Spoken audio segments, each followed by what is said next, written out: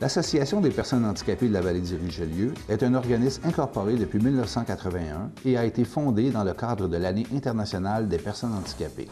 L'association a pour mission la défense et la promotion des droits des personnes handicapées physiques et en perte d'autonomie. La PHVR regroupe des personnes handicapées physiques et leurs familles.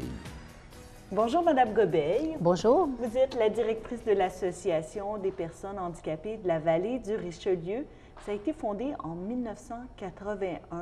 Oui. C'était quoi la raison de former un tel organisme? En fait, en 1981, c'était l'année des personnes handicapées. Donc, déjà, il y avait une motivation au niveau du Québec de regrouper les personnes handicapées, regrouper les familles, informer, donner de meilleurs services.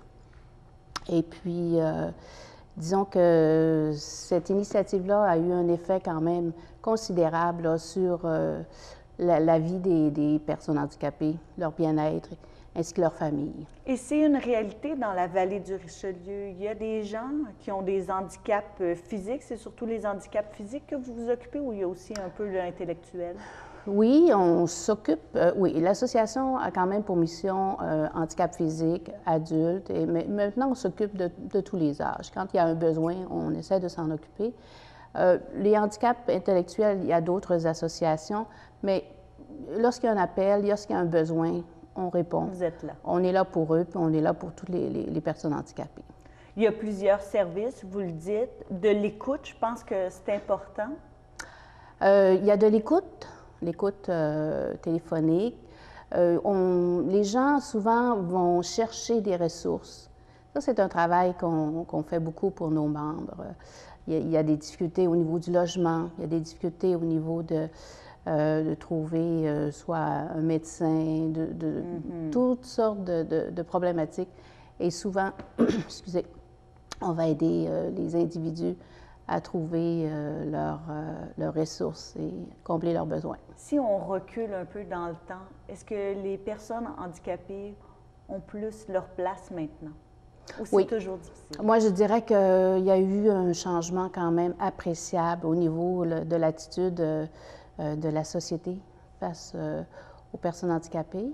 Et non seulement la société, mais les individus en tant que tels aussi, parce que en fait, c'est la responsabilité de chaque individu de prendre sa place aussi.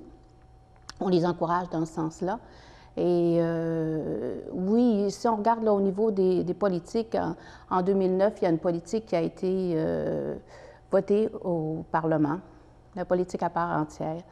Alors ça, c'est quand même un outil de promotion des droits des personnes handicapées qui est vraiment intéressant. Puis c'est un outil de travail aussi, un outil sur lequel on peut s'appuyer pour et les défendre villes les droits. emboîtent le pas. On regarde la ville de Mont-Saint-Hilaire, on regarde la ville de Saint-Basile-le-Grand, qui ont des plans d'action maintenant pour les personnes handicapées.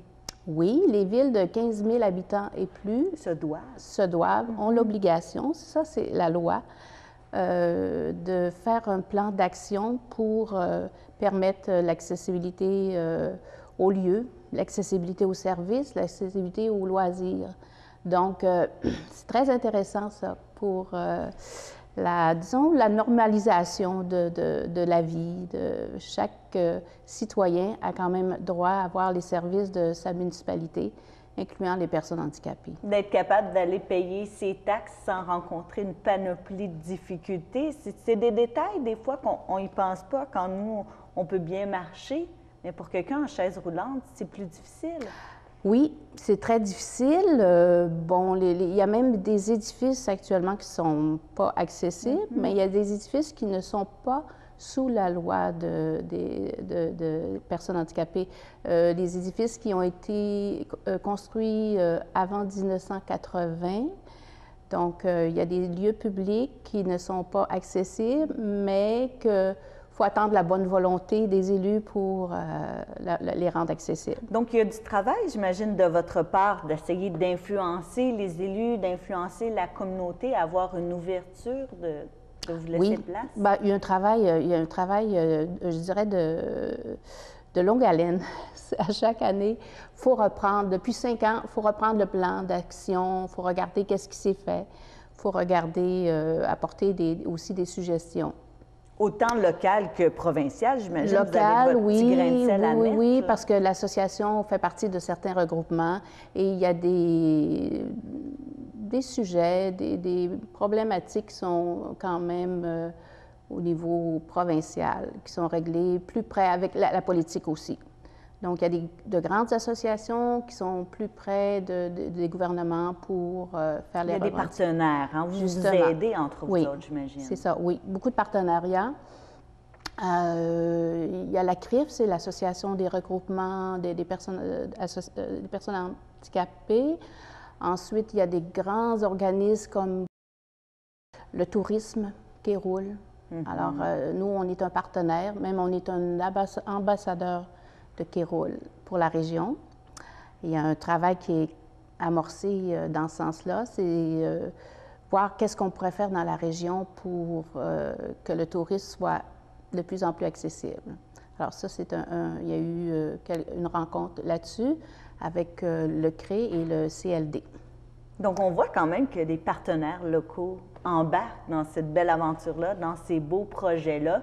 Vous le dites, vous offrez des services d'écoute, des services de ressources, mais vous organisez aussi des sorties pour vos membres. Vous avez combien de membres tout d'abord?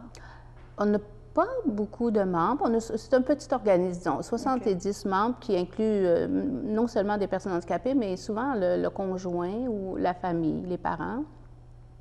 On fait des sorties à peu près une fois par mois. On est en février, donc on est allé manger tous ensemble une quarantaine de personnes au restaurant pour fêter la Saint-Valentin. C'est le genre d'activité qu'on fait là, selon le calendrier de la saison.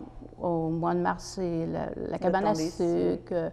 À l'été, il y a souvent une croisière, party de Noël. L'Assemblée générale, c'est plus qu'une Assemblée générale, c'est une sortie, c'est un souper. Donc, ça répond quand même à un besoin. Est-ce que ça vous aide de vous regrouper ou de permettre aux membres d'échanger? Ça aide certains individus, puis il y a d'autres individus que c'est pas quelque chose qu'ils vont rechercher. Ça dépend des besoins, mais il y a des individus qui sont assez isolés. Donc, le fait qu'ils aient une association, qu'ils puissent se rencontrer de temps en temps, ça brise. Oui, ça brise l'isolement. Et puis, on a offert aussi un service avec la commission scolaire qui a aidé beaucoup les gens à sortir d'eux-mêmes, à s'ouvrir, disons, à s'ouvrir. Il y avait des sorties organisées à la bibliothèque, au musée. Des petites activités, mais qui ouvrent les portes à beaucoup de gens. Merci beaucoup, Mme Gobeil. Merci. Les services offerts par l'Association des personnes handicapées de la vallée du Richelieu le sont sous différents aspects. Il y a l'aspect individuel par l'écoute, l'identification des difficultés et un support à la résolution de problèmes. La PHVR fait la promotion de l'accessibilité au logement, au transport, aux équipements collectifs, aux équipements sportifs et des services publics pour une meilleure intégration et autonomie de la personne. La PHVR informe et oriente les personnes vers des ressources et les services disponibles, en plus de sensibiliser la population aux besoins et aux vécus des personnes handicapées physiques et cognitives. La PHVR est située au 144 rue Brunel à Belleuil. Pour plus d'informations, consultez le www.aphvr.org.